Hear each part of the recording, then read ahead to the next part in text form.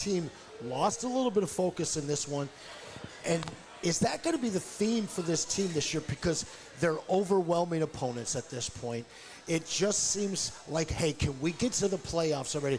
Last year, this team wanted to be the best team in the regular season. They wanted that home game throughout the home advantage throughout the playoffs. They wanted that bye week in week 1. At this point, though, it doesn't seem like there's that focus on getting the best regular season. They're just going out, they're taking care of business, but they got up so big in this game that at some point it kind of seemed like they took their foot off the gas. And I guess at this point, I'm trying to find things that concern me with this team. And if focus, for a team that has shown us they have no problem with focus, is the one thing we got to worry about. It's going to be a fun ride. Yeah, I don't think the focus is in question at all. There were some things in this game along the way that kind of led to, okay, you can see why, you know, the Bengals maybe started to fight back. Their defensive line put up a good effort today, and you were short Taylor Decker, and it showed at points. Like, it did not the whole game, but it showed definitely at certain points you weren't able to run the football. Jared Goff got sacked a couple times. So it's just one of those things that, you know, I don't think it's a focus issue with this team because they don't take anything lightly. So how can you lose focus if you don't take anybody lightly? Well, let's get some focus on these tickets here because we haven't drawn them yet. Spenny's going to pull a winner out here. 2 tickets, Monday Night Football, Ford Field against the Tampa Bay Buccaneers. Spenny, right, come on in here, make somebody real, real happy, pal. All right, here, go see one of these. All right, I'm going to be pulling 2 different tickets. And the winners will get a pair of tickets for the Detroit Lions and Tampa Bay Buccaneers game, courtesy of Art and Jake's. The first winner is Jacqueline sister. Kind of looks like Jacqueline's sister. Jacqueline something. Her phone number and stuff is on here. The number on the ticket is 24508-125. So Jacqueline, and the number is 24508-125. Jacqueline is our first winner of a pair of Lions tickets. And the second winner is another Jacqueline. Another surprising. Jacqueline Benson has also won 2 tickets. Hey, we got some winners in here. 24508-108. So a pair of Jacquelines are going to the Lions game with another friend, courtesy of Art and Jake. She thought she won the first time she heard Jacqueline, but she won it the second time. Yeah, we need to check those Jacquelines, make sure they're 2 different people. Shout out to our benefactors here at Art and Jake's. Shout out to our double Jacqueline winners. Listen, you talked about it. The baptism of Giovanni. Yes. Giovanni Manu in for an injured Taylor Decker today.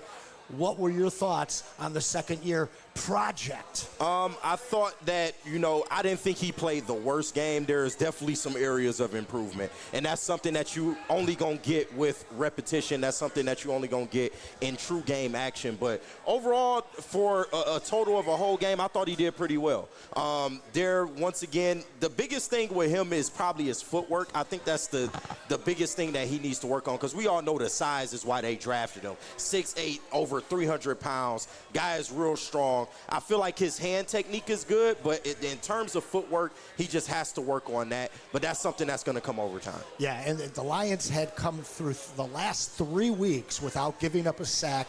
They do give up 4 today. Yeah. Definitely some miscues on that offensive line with Manu there, but as you said, it's very important reps and experience for this young guy. We keep seeing guys being plug and play in that offensive line. Yeah. So far, so good. Couple of sacks there. I'm not quite sure that those happened, especially the one where it looked like it was a forward pass that they give him the fumble. Lions end up getting home twice. An extra 2 that were called back from penalty. Could have been Hutch with a 3-sack day today. No, it could have been, man. But you'll take what you can get. And listen, Hutch is a problem, bro. Hutch is going to continue to go out there and force these offenses into very, very compromising positions. So I'm not really worried about it. The stat lines will be there for Aiden Hutchinson going along. But today, I thought he had a really, really good day. As along with some other people on this defense, man. Derek Barnes, bro, coming through. Yeah, the linebackers today were incredible. He has played amazing. And I don't think he's gotten enough love this season so far. He has been an absolute wrecking ball at that linebacker position, especially on running downs, man. He continues to go out there and just ball, man. But that safety was absolutely huge, making sure the Lions covered the spread because we all wanted that spread covered. But no, I felt like he did a great job. AQM was in there a little bit again today. They were mauling in the trenches once again. The run game couldn't get going. This Lions defensive line, man, they continue to impress me. And just when you think, like, you know, maybe you can use a little bit more help, I might be leaning more towards the we're good side. I am starting to trend to that point. Hey, and Aleem McNeil is coming soon. You know, everybody talks about getting the edges. Got to have 2 edges, but we've got 2 safeties here that you could kind of say, well, you got Ed Reed and you got Ronnie Lott. You got Brian Branch delivering shots, absolutely intimidating opponents coming over the middle. And then you got a guy just like Ed Reed, the ball hawk, and Kirby Joseph. Guy got his 20th interception. There's only one other player this century that has 20 interceptions in their first 4 years, and that is the aforementioned Ed Reed. I do want to bring it back to Derek Barnes for a moment, though, because when we signed this guy, we extended this guy. A lot of people, a lot of fans scratching their heads around Metro Detroit. Why are we extending this guy? He's just average. Well, it's a perfect testament to the way that this team has crafted this new culture. And it's getting their guys, developing their guys, and committing to them long term. Because when you have that kind of stability and consistency year in, year out, you don't just get good football, you get improving football. And what we've seen from Derek Barnes is improvement year in, year out. And now the question mark of this defense, that linebacker core that's subpar, looks like we might have a top 5 guy in somebody that we reached for in Jack Campbell. Yeah. And now you go along with the guy, the steady guy, Anzalone, and now you plug in Derek Barnes. All 3 levels of this defense look absolutely terrific. Are we a top 5 defense at this point? We got to be trending that way, I think. Now, people complain about the 27 points today. I think that's the most let off by the Lions all season long, but they are absolutely trending towards being a top 5 defense. And you don't even need them to be top 5, to be honest with you. As long as they're in that 10 to 15 range, I think that this defense is going to go out there and continue to just play situational, opportunistic football, and that's what you've seen. Got to give Anzo some credit, too. He got a pick in this game as well. This LB room is one of the best in the league, hands down. Once Aleem McNeil comes back, you're looking at one of the nastiest defensive line groups in the league, I would say. And then our safeties, we already know. And with our corners, you know, we did have some injuries there. You know, TA going out with the shoulder again. Rocky Sin, he stepped in, but he ended up, you know, getting hurt toward the end of the game. So you hope those guys are all right. But overall, this defense from, like you said, every level, man, they just continue to go out there and just be dogs, bro. Lions defense gives up 27 points, same as what they gave up week 1 when they lost. Week 1, of course. But they're still outscoring their opponents. Almost forget about that game. We all kind of forget about week 1, but they're outscoring opponents by over double digits each week. The offense, which didn't work week 1, has been going and flying high for 4 weeks straight. Next week, Sunday night, we head to Arrowhead. Take on the Chiefs, who have been playing really, really well. It seems like they've gotten better each and every week, kind of like the way that these Lions have. This is a game that I think a lot of us have gone back and forth from the preseason looking at it. A lot of people saw it as a W. A lot of people thinking that it was going to be a loss. Now we look at this schedule that we were so afraid of, and all of these games are starting to look more and more winnable. How do you like this team's chances of coming back home for that Monday night game before the bye being 5-1? No, I would absolutely love that, and I think they got just as good of a chance against the Chiefs as any top team in the NFL, man. I expect the Lions to go out there and just play a physical brand of football, and that's something that Kansas City, I don't know if they're prepared for it, man. They have, you know, been beaten over the head with the injury bug. Patrick Mahomes, Not to say he's played bad, but he hasn't looked like the Patrick Mahomes of old. And they got some issues over there. Although they are starting to pick it up a little bit. They got Xavier Worthy back last week. They look really good with him back in the lineup. We're going to miss Rashee Rice, so just by a week. Thankfully Love for that. But no, I think the Lions are going to go to Arrowhead with everything on the line, and they're going to go in there and dog them. Yeah, a game that I, back in the preseason, thought that we would lose. 5-2 was my mark going into that bye week. But the chances of this team being a 6-1 team going into that bye week seem brighter and brighter. Listen, we got the Tigers. They are up 1-0 in that. Already? No, not in the game. I'm saying in the series. That game kicks off here shortly, I believe, 8:15, 8:30. First pitch, so I'm sure a lot of you guys will be tuned in for that one. If you want a spot to watch it, get down here, Northville. We are at Art and Jake's. Amazing food, amazing TVs, amazing place to catch a game. I want to bring it back to the focus of this Lions team. Last year, again, we were just so desperate to be the best team in football. Yeah. And now it feels like this team, they're on their way to being the best team in football. What are your concerns in terms of a consistency standpoint that you want to see from them through the rest of this season? Do you need them to put up 40-plus points? Do you need them to win by 20? To me, I don't want to see this lack of focus where you allow a team to somehow put up 27 points, even when it never felt like this game was a contest. Yeah, but I mean, we're talking about garbage time points at the end of the day, too. I'm not concerned about the focus of this team because Dan Campbell would not allow this team to come in here and take anybody lightly. So if you're looking at everybody as if they're a top team in the NFL and you're going to play them like it, the Lions are going to be up in most games because they play a physical brand of football, time of possession type of football. They love to take that ball and just and lean on their opponent, over the course of 48 minutes. And this is why, this week and last week, if you count the Browns game, it was BTA, but it was BTA just done a little bit differently. They are a heavyweight fighter, and over the course of a fight, they just give you body blows, bro. Yeah. They continue to give you body blows until you hit the canvas. And I have no qualms about the Lions' focus going forward. They're going to be okay.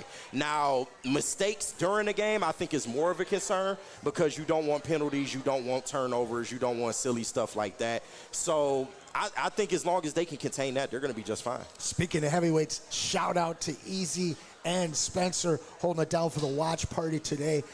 And again, some more love to our hosts here at Art and Jake's. I'm going to run down on some quick stats here. First downs, Lions 23-21. This number was a big gap early on in the game. You didn't see many possessions up until that fourth quarter where the Bengals did much. The time of possession, Lions win nearly 10 minutes. That is more indicative of what you saw today where this game was in hand early for the Lions. Penalized ourselves a lot today. 8 for 56. That's what I'm talking about. And that is one of those things that I think that we've seen about 5 or 6 penalties or more each week for the Lions, something that they need to clean up. No, and they will. I have no doubts that they will.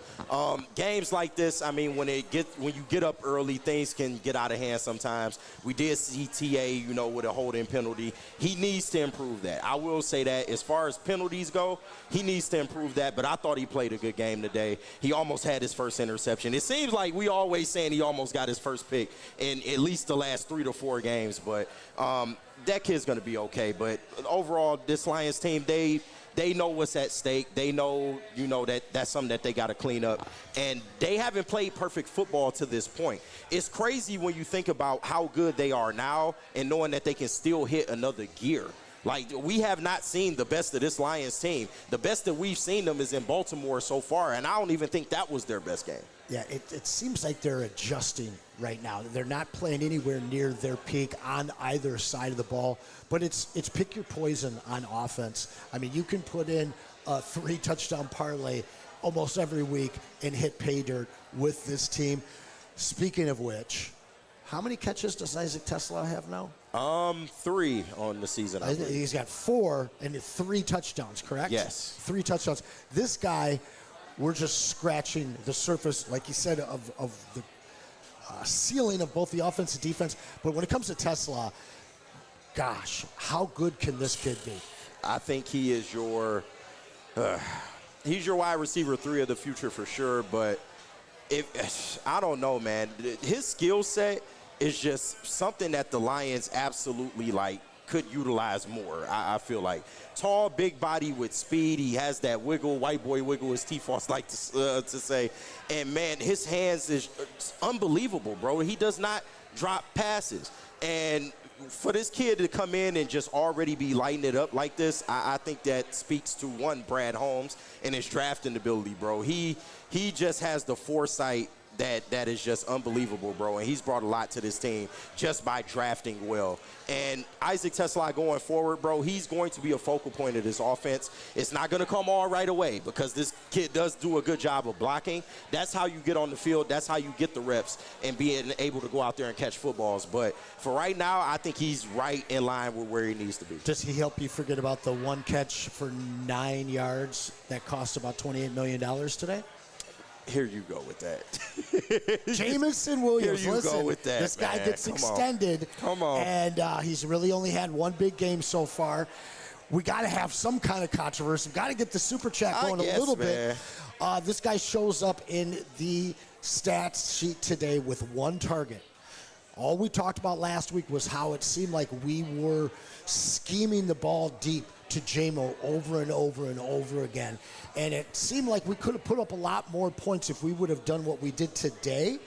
And that was just go with what was working. They didn't try and force the issue to him. No, one target, one catch, 9 yards. At what point, with box scores like this, do Lions fans start questioning that extension? Let me ask you this. Do you ever think Jamison Williams will score a touchdown again? Never. Never? I'm kidding. Obviously he means a lot to the offensive system that Johnny Moe puts out there because he's creating so much space. Again, I'm not against that signing. I have no issue with it. I love the way that this regime drafts, develops, and keeps players. But again, my question wasn't whether or not I think he's going to score another touchdown or not. No, I know. What does he have to start doing to avoid the criticism that he may get if you start seeing, half the games of the year where you got 2 or 3 catches for under 30 yards, and you got those other maybe 8 games where he explodes? Well, you can't criticize a guy that had one target. I mean, he had one target, man. So, listen, Jamison Williams, as great as he is, man, the way they utilize this offense, it's a pick your poison type of offense. You said it earlier on in the show. However do you want it, man? We can give it to you in the run game. We can give it to you in the lateral game, and we can give it to you in the long game. Pause. I'm not worried about the Jamison Williams at all, man. There will be times where he's called upon, and he's going to go out there, and he's going to have a stat line of 4 catches for 123 yards and 2 tutties. I'm not worried about that. Not every game is going to be his game, but the fact that they signed him just shows you, one, the type of player that he is, because the Lions ain't just giving out money for no reason. Jared Goff called him his best teammate ever. And listen, it's because he is a team guy. He's out there, he's blocking, he's doing all the things that he needs to do. He's a great locker room presence, and when he's on the field, he is one of the most dangerous wide receivers in this league. They paid him because he has the NFL's most coveted skill, and that is speed. So they're going to be able to utilize him in different ways as the season goes along. I'm not worried about Jamison Williams, especially in games that he has one target in. A very serious J-Mo apologist over here, but Call that's it what you okay. will. Hey, listen, if they keep winning, I don't think people will complain too much. That's all that matters. Looking at the Khalif Raymond injury today, looking for some updates. We don't have anything yet. Did see your boy Dominic Lovett out there returning some kicks. Shout out. So does this change anything for you if you lose Khalif Raymond for a stretch? It would mean we'd see more TeSlaa in the offense, and would mean we'd see somebody different returning kicks. No, I'm cool with that. But you don't want to undersell what Khalif Raymond brought to this team from a special team standpoint and from an offensive standpoint, man. He's been great this year. And, it sucks not having him. But if you have guys like a TeSlaa and Lovett, we still need to see more from him going forward. He didn't have the best preseason. They kept him on the roster. That is somebody that a lot of people thought that he would be the sole returner, on this team going forward. So interested to see what he's going to do in his reps coming up. But overall, you have good depth there, and it just sucks. But, hey, get well, Leaf will be good till you get back. All right. This is the Woodward Sports Lions postgame. My name is Anson Wells. I'm joined here by KG, and we are at the beautiful Art and Jake's Northville location.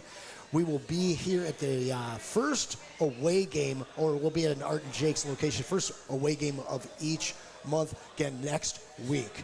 This Detroit Lions team goes to Arrowhead to take on Pat Mahomes and the Kansas City Chiefs. Let's break this game down. What do you see the final outcome being, and what are your key things, the KG key takeaways that we need to win that game? Well, I do see the Lions getting a dub in this one. This one would be a little closer for comfort. Maybe 27-24. I'll go for my early score prediction. And the one thing you have to look out for is one Xavier Worthy, because they're going to find ways to try to utilize his speed. You have to be able to slow him down. I'm not worried about the Lions in the run game at all, but Isaiah Pacheco is also somebody that you have to pay attention to, man, because if he gets going and he gets that head of steam going, he can be somebody that can give you problems. And defensively, I don't think the Chiefs are bringing much. I don't know what the word is on Chris Jones. I haven't heard his name a lot this season, but I would just say control the line of scrimmage, man. That offensive line has to be prepared, because a lot of teams, they think that the best way to beat this Lions team is to blitz. So you just have to be prepared for that. These young guys on the offensive line have done a great job so far. Shout out to Tate Radledge and shout out to Christian Mahogany. I feel like ever since that Week 1 game, they have just tightened it up and they've been great. If you do those three things, then I feel like the Lions should be able to easily come out of Arrowhead with a dub. Yeah, Lions win the takeover battle today 3-1. I think that's absolutely crucial for them to go into Kansas City next week, create those turnovers like they have this season. This defense, though, is starting to seem overwhelming. They're starting to feel like a juggernaut. You're going to be getting a Lee McNeil in the next couple of weeks here. When he get back. Has this defense finally matched the potency of the offense? I'm not ready to say that just yet, but they are impressing every single week. I would like to see them get better in terms of situational pass rush, because at times the pass rush looks good, but when it gets later in the games, you see them kind of struggle a little bit, even when they send more than 4. So that's something that I just want them to maybe kind of improve over these next couple weeks. But this defense is becoming a real problem, and now they're adding takeaways to the stat line. So, man, if you can get that and go out there, I would like to see them get more sacks. I think everybody would like to see them get more sacks. But as long as you're providing pressure, collapsing pockets, I think that this Lions defense is going to continue to shine, especially when you have a secondary like you do. Like, I can't speak enough to the job that Brian Branch and Kirby Joseph do for this team, man. They are just so great. To have a ball hawk like that just surveying the middle of the field is absolutely great. And, you know, when TA gets back, I feel like he's going to be good. And this Lions defense, they just continue to improve each and every week. I'll ask you, do you think that they've even matched what AG brought last year? Because we all know what AG had in this defense. He finally had all the pieces that he needed. Of course, he got the injuries as the season went along, but we're talking about a 15-win team last year.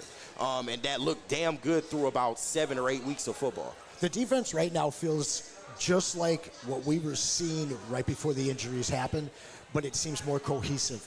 It seems like they're used to being this good, whereas last year they were just finding how good they were, and then all that momentum got taken away with Hutch going down, and then all the subsequent injuries after that. But right now, this defense that we're looking at, you know, you called them the ball hawk. We got the hawk and the hammer back there, you know, and it strikes fear into guys. Now we're starting to get home with the defensive line because the coverage is there in the secondary. Amik looking great again today.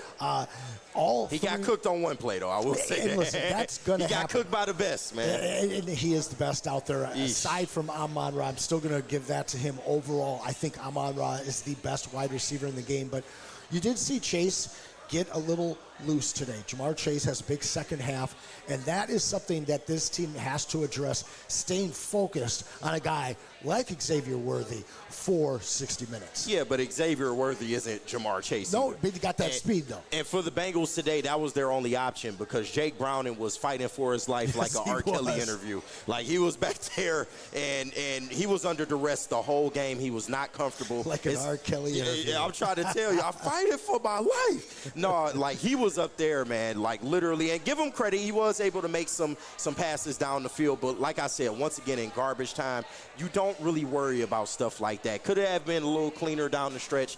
Yes, but this Lions team, they took care of business when they needed to. They got the cushion that they needed to, and then you just choked them out from there. So I'm not really worried about that going forward. I feel a little like people were bored with this game. I was. I'm not going to lie to you. I was. And is that the mark of when you truly have a contending team? You know, because we've dealt with it, whether you were, back during the Red Wings, heyday, the Pistons teams, not so much 04, but the teams after that, where you just kind of went out there and let's just get the W up on the board, and let's get to December. Let's get to January. Let's get to February. Yeah. And I think at some point, you have to stop Lions fans right now, because we saw people jumping off the bandwagon before the season even started. Oh, man, we got a new offensive and defensive coordinator. This team's not going to be as good. Look at the schedule. See how that turned out. We're in trouble. But now we're looking at this team, and they're so damn good at every aspect of the game. I mean, look at the kicking game today. We didn't need Jake Bates at all. Did not. But Jack Fox pinning these guys over and over and over again. I think he's had 3+ inside the 20 punts the last 3 straight weeks. So I'm looking around, and this place is fantastic. There's so many different games on, and I think I kind of caught people just assuming the outcome. And again, I want to bring it back to this Lions focus right now, because it seemed like their focus got broken in this. Overall, this Lions product is the best that we've ever had. This is the best overall Lions team that's ever played in Detroit. And I guess I'm kind of worried. Lions fans, are we taking this for granted?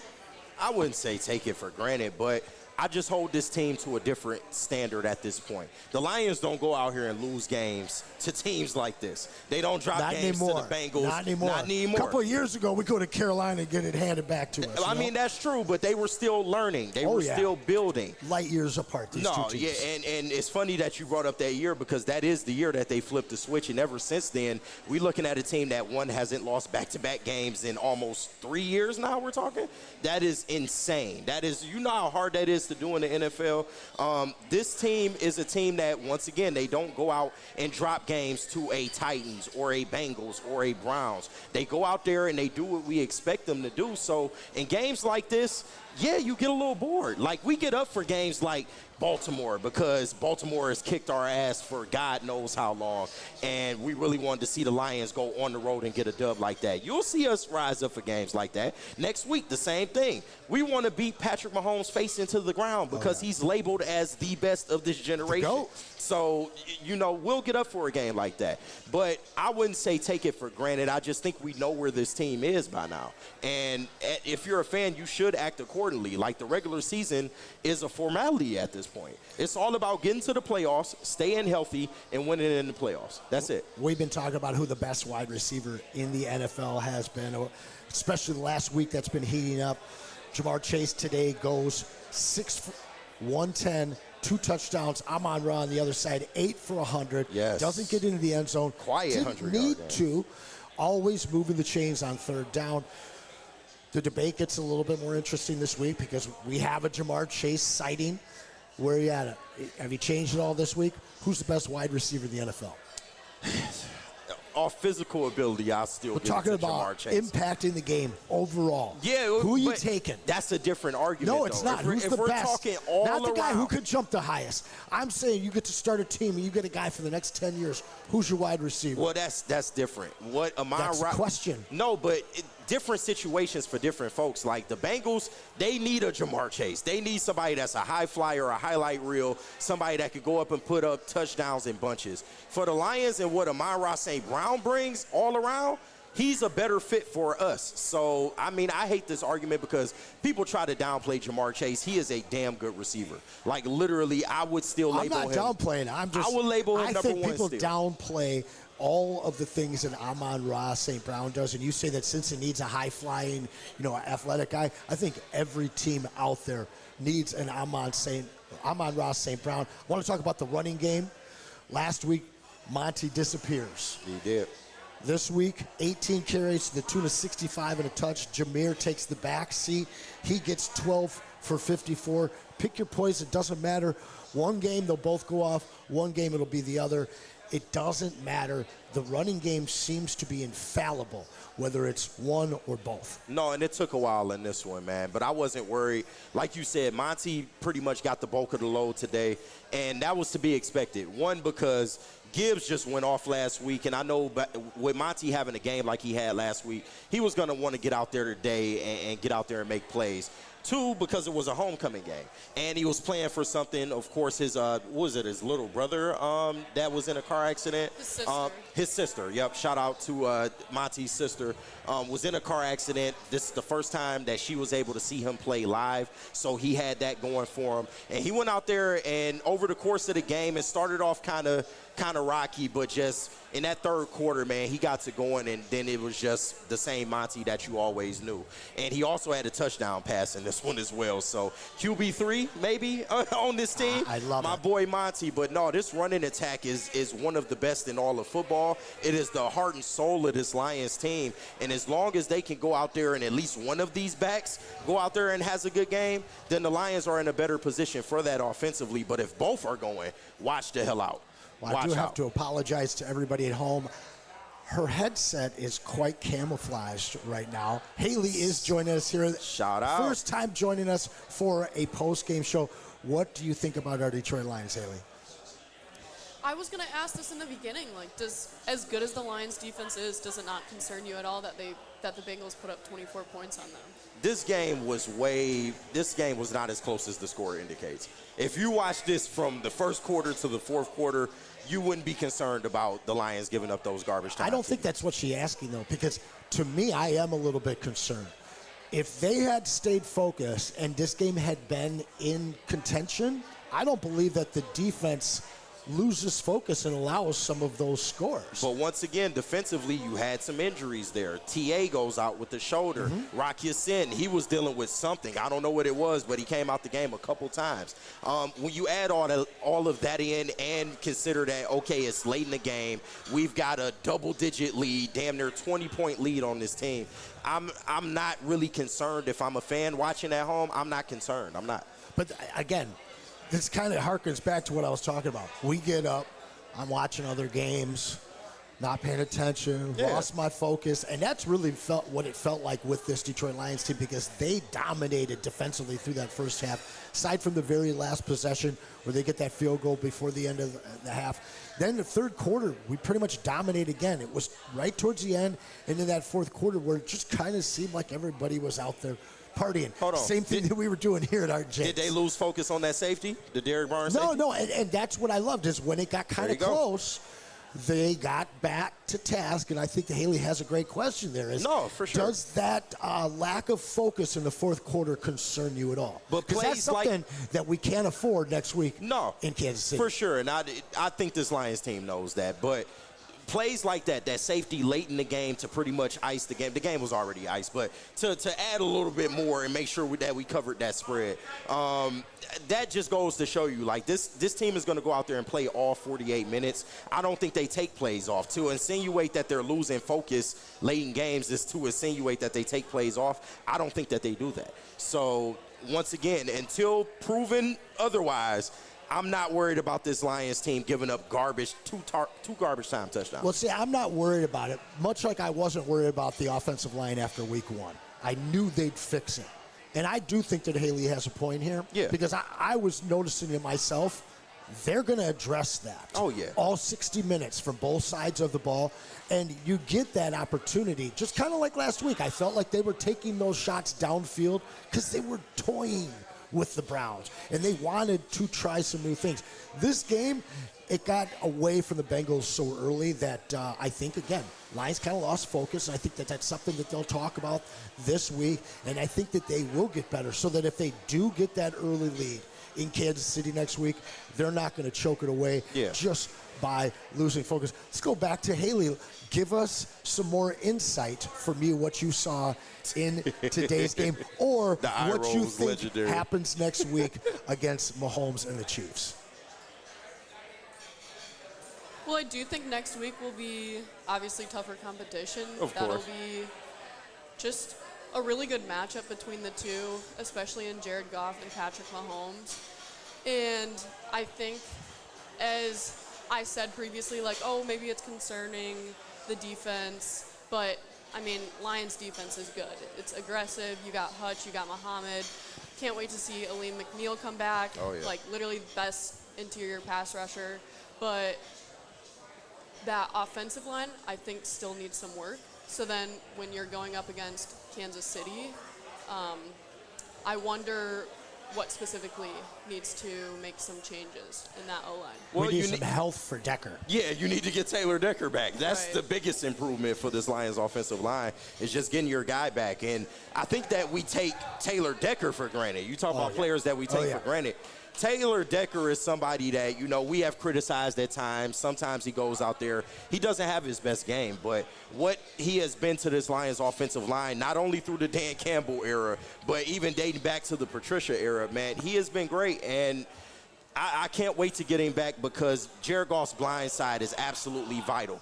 You have to protect him and his blind side because you don't want those silly strip sacks. You don't want the turnovers, the fumbling. That's something that Jared Goff has been able to correct over the years as a Detroit Lion.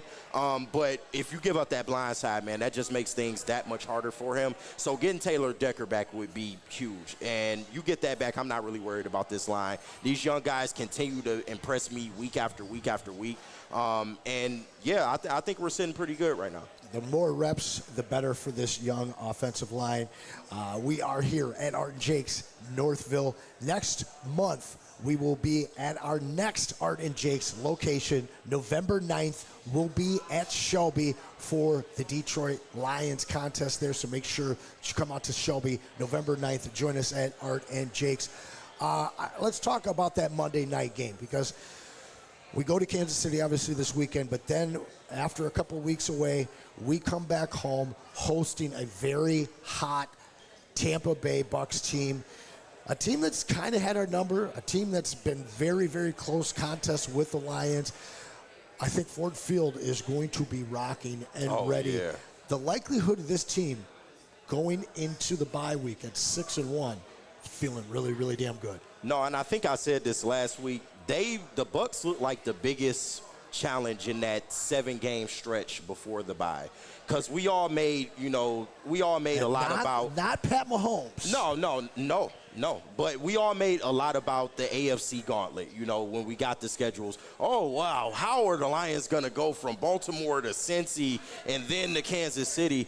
Well, what the season has shown you is, one, the Baltimore Ravens are in trouble, because I don't know if you saw that game today, but they are in some serious trouble. And now Lamar Jackson's down. That Ravens team is not as formidable as that we thought they were. Joe Burrow gets injured. He's out for 2 months. So that's a wash right there. Kansas City, they're still a good team. Don't get me wrong. I don't want to disrespect them, but at the same time, I don't think they're the same Kansas City Chiefs team. They're going to have a hard time running against this Lions And I'm defense. telling you, I feel like the Lions have the trump card in how physical that they're going to be. So I think we'll have that one pretty well handled. But you're going against a Bucks team that is very, very gritty, should I say? They exude a lot of the same things that I see in this Lions team. Of course, they're missing some pieces. They're not as complete as we are. But when you look at Baker Mayfield, he's just a gamer, man. He's somebody that goes out there. He's going to lay it out on the line, good, bad, or indifferent, and he can make some incredible throws, bro. So Baker has really impressed me, especially this season. Their defense is very, very good. They are very well coached. Shout out to Ty Bowles. that's a team that you have to watch out for. I know we kept screaming trap game for the Browns, trap game for this game right here. I think that's the actual trap game. That's not a trap game. That's a real contest. Well, I would say trap game from the standpoint that the Lions are the better team. But the Lions is a team that beat us last year. No, for sure. And a team that we beat in the playoffs the year before. Very, very close. But if you compare rosters, the Lions are still the better team in that situation. Sure. So they should go out there and win. They're going to be out. They were out without Bucky Irving this Sunday. They're without him next week. However, when we face them, when we host them at Ford Field, they'll most likely have Bucky Irving back as well as Mike Evans. So we will get that full salvo of that Tampa Bay offense. Obviously, Chris Godwin is back. Emeka Egbuka you add in there. Yeah. This, to me, is the truest test that this Detroit Lions defense will have faced so far. No, that's a fact. But we still got a long way to go, man. I mean, we're only talking about this 7-game stretch, and then you hit the bye week. But coming out of the bye, you do still have to face the Eagles. The Commanders game doesn't look as daunting today. I got to look back and see if they actually pulled it off. The Chargers. They pulled it off? Okay, oh, yeah. So, no, they came back and they gave the Chargers a run for their money and got the job done. Wins games, man. That's yeah, what he does. No, that's a fact. So, and the mobile quarterback debate, of course, they did a great job against Lamar Jackson. But can you follow that up with another performance against a Jaden Daniels? So those are two games that you probably got to watch out for coming out of the bye. But after that, I think the Lions have a smooth runway to rack up a lot of wins against inferior opponents. 251 yards passing a day for Jake Browning. 3 touchdowns, but 3 picks. Those 3 picks, to me, as I look at this final score, really were the difference in this game. Yeah. Joe Burrow would have meant a lot. And obviously, we've seen the Bengals completely unravel without him. But so far, so good in terms of this daunting schedule that most Lions fans were concerned about. The sea is parting.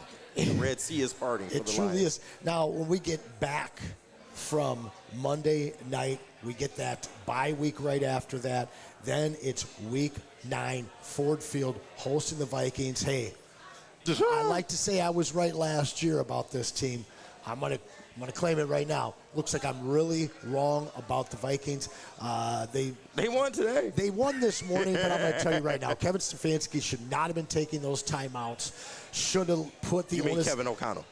No, Stefanski from the Browns. Yeah, he kept taking timeouts, which really allowed that Vikings offense to collect itself against what I felt was a superior Browns defense. Yeah. And by taking those timeouts that the Vikings didn't have because they were worried about them scoring, they wanted to get that ball back.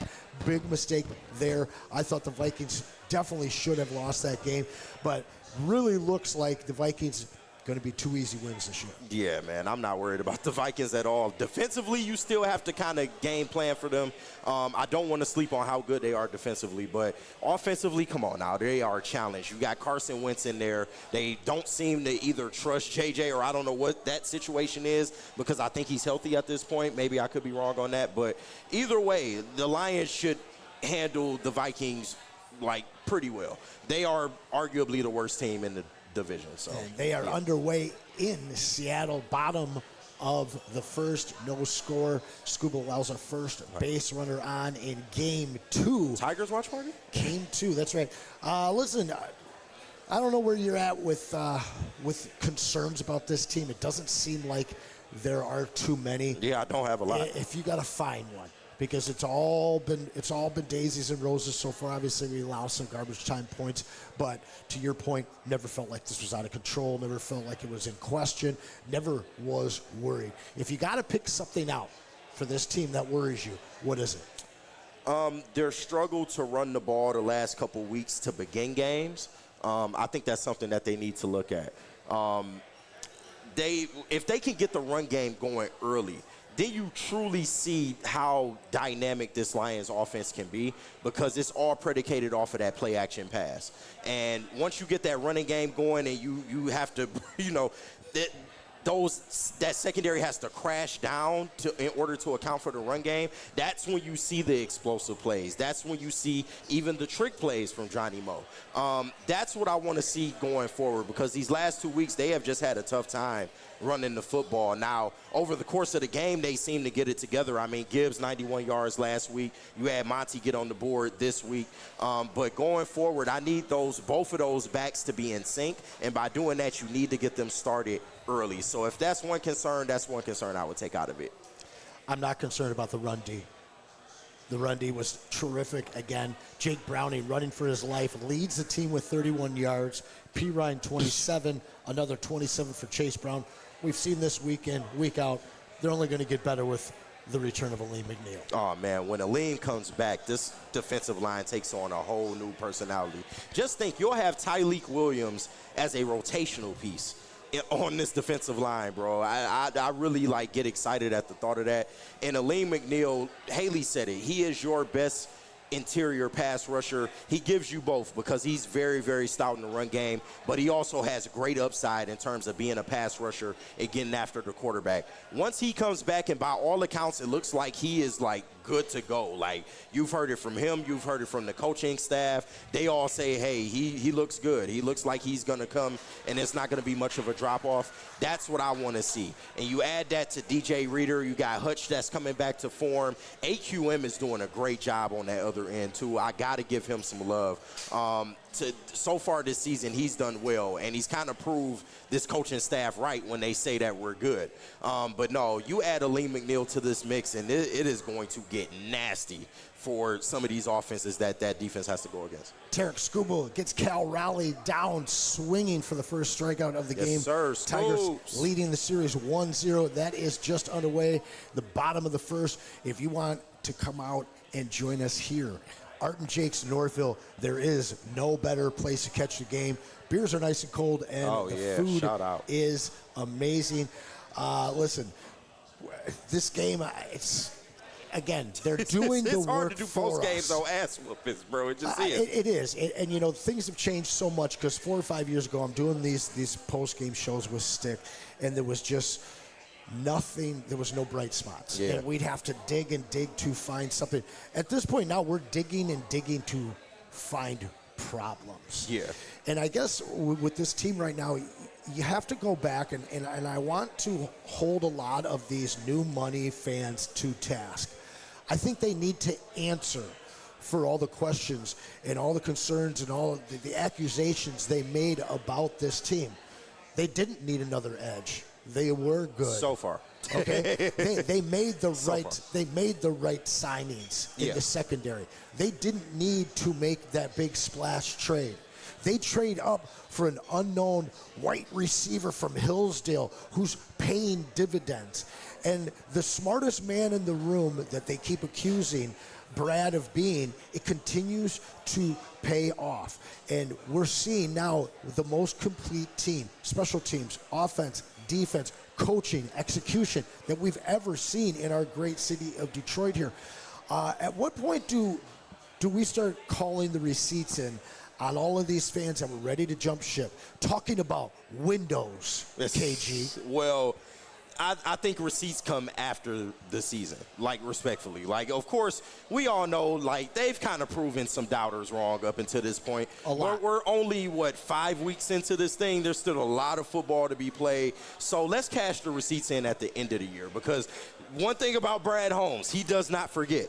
So if y'all think he forgot about all that chirping y'all was doing in the offseason, best believe he coming back once the Lions make the playoffs and hopefully win a Super Bowl, and he's going to cash in those receipts. But it just speaks to who the hell he is. It's cool to be the smartest guy in the room if you're actually smart. Yeah. And he just continues to go out there and show that he knows more than me. He knows more than you. He knows more than Woodward Sports. He knows more than Art and Jake's. He knows more than the entire Lions fan base, and that's why he's in the position that he's in. He's brought the most success to this team that the Lions have ever seen, and is he perfect? No. He's not going to be 100% perfect. So for people that think I'm just up here Brad-biting, yes, I am to a degree. But you can also ask questions. It's okay to have concerns about certain things, but at the end of the day, you'll realize, Brad Holmes puts this team in the best position to win at all times. And especially since they have gotten good, since their young guys have turned into all-pro and Pro Bowl caliber players, there really should be no questions as to, Brad Holmes' philosophy. You can question the moves. We can question, why you bring back a Marcus Davenport and he gets injured again. Sure, you can ask questions about that. But as far as the overall philosophy of what he wants to bring and signing his own guys, I think the fans need to back down in terms of that because, A, it works. That's right. Even when they only have one catch for 9 yards, making $28 million. But not till next year. It doesn't keep it till next year. Leave J-Mo alone, Hailey, bro. let me ask you this. Your expectations for this team back in August. Now you see him beginning of October, 4-1. Have they exceeded? Have they come underneath? Or are they right there meeting your expectations? Yeah, absolutely. I think they've exceeded my expectations. Honestly, in August, I was just so excited that Hutch was back. Yeah. So I was really interested to see how that defensive line looked, and that defensive line has definitely exceeded my expectations. But looking at this upcoming Kansas City game, do you really think that it really won't be that tough of a competition? I do understand and agree that Kansas City is not as good as they were. I feel like they had their peak, and it's somewhat declining. Yeah. But that's not to say that I don't think that they're going to put up a good fight and that this won't be a good game. No, absolutely. And I'm not saying it'll be a blowout, but Kansas City is kind of vertically challenged right now. They don't have the capabilities to really go downfield as they did at one point. Travis Kelce, it just kind of seems like he's got 1 foot in, 1 foot out in terms of whether he wants to still do this or not. Xavier Worthy, that's a piece, but he's still not I would say, a dynamic receiver by any means. He's a speedster, don't get me wrong, but in terms of being a complete receiver, I don't think he's there just yet. Rashee Rice was probably your best option in terms of the vertical game, but he's gone. And Isaiah Pacheco, if you can stop him, which the Lions stop everybody in terms of the run game, you make them one-dimensional. And I would much rather Mahomes have to drop back and run from defenders all game and have him beat me that way than I would if everything was working and we got to face a full-on, good Kansas City offense. You thought the Bucs game is the trap game. Yeah. This is the trap game this weekend. I'm with Hailey. This game is against a 3-time championship franchise with the GOAT under center. Yeah. Right. They're at home. Last time we played this team, they didn't have their best offensive weapon. They didn't have their best defensive weapon. Chris Jones, Travis Kelce, Pfizer, Swift, both those guys out. They are a revenge-minded team as well. They are welcoming us back to Arrowhead. And this is the biggest challenge that we've seen.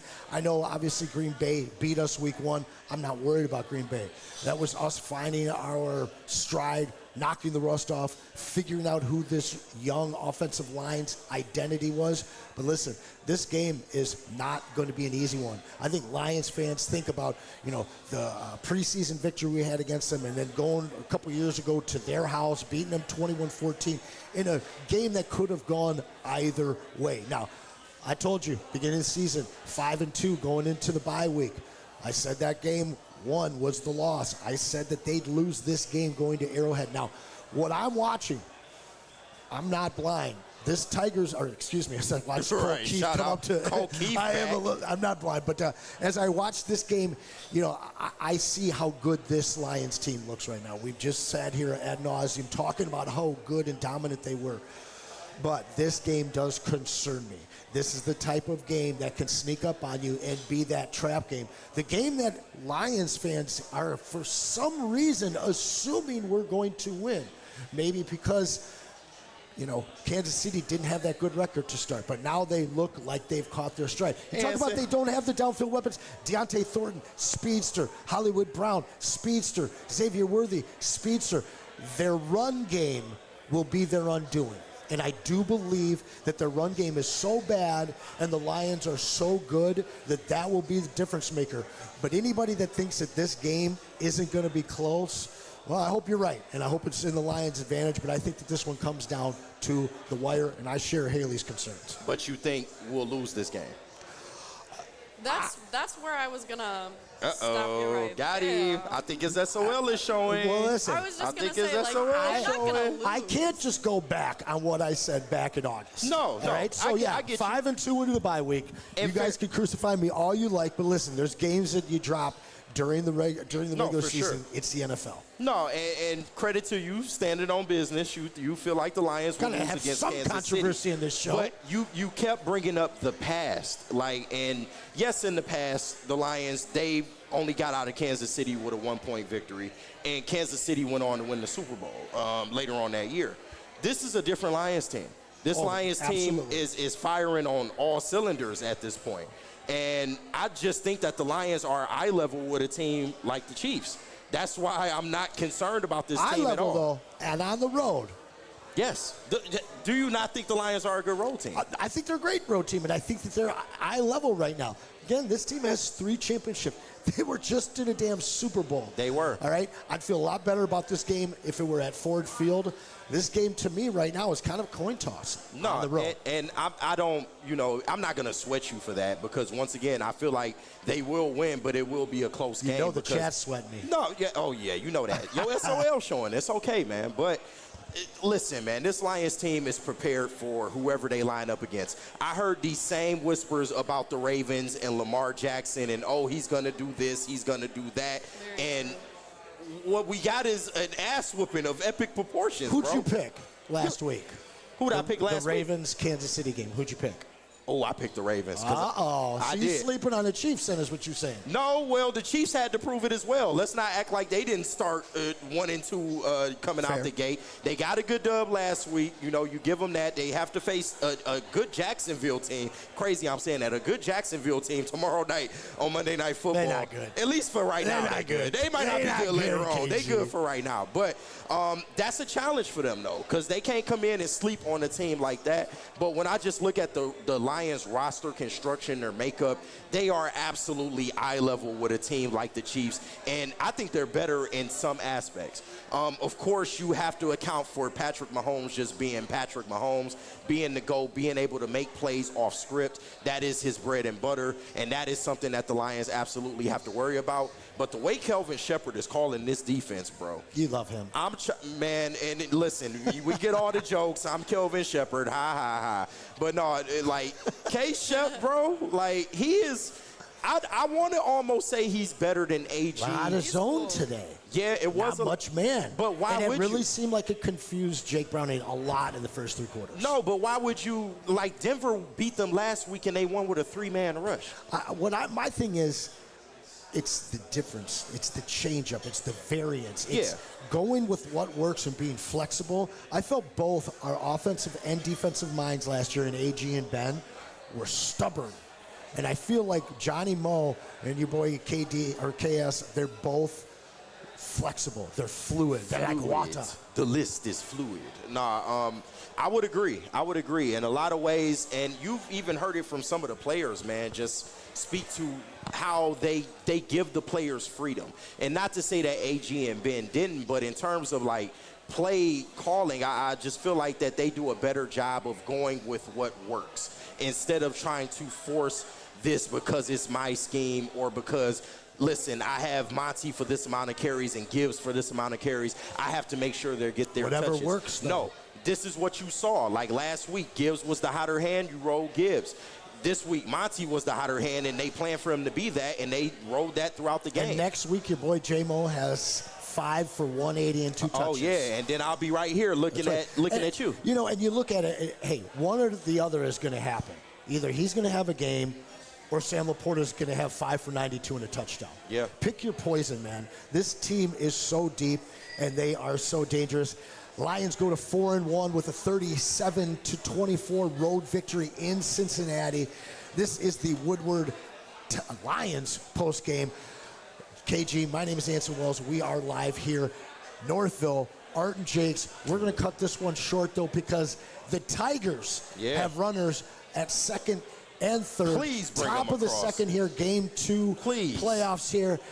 They are in Seattle looking to extend, take a 2-0 lead in this series before they come back to Comerica Park. So we are going to get this 1 finish and get out of here so you guys can tune in to your Tigers. Shout out to the awesome managers here, Jan, James, Tina, and Brandy, setting it up. And once again, next month, we will be at Art and Jake's in Shelby Township for the Washington Commies game, so make sure you join us for that. Shout out to Haley. Michigan State, October 25th. Michigan State. I think we'll be here for that as well. In East Lansing. Yeah. The East Lansing Art and Jake's location. Go green. Let's do it. Don't sleep on a surprise that weekend, KG. Surprise of what? We'll see. Yeah, we'll see. Weird surprise stuff happens. Hey, foot in your listen, ass. That's what we you gonna appreciate all you guys Go joining Blue. us. So much love for Art and Jake's. Shout out to the Bomber for making it happen. Shout out B2. Tomorrow morning, start your day with Sean Baligan and Maz in the morning. Woodward Sports, we love you. We're out.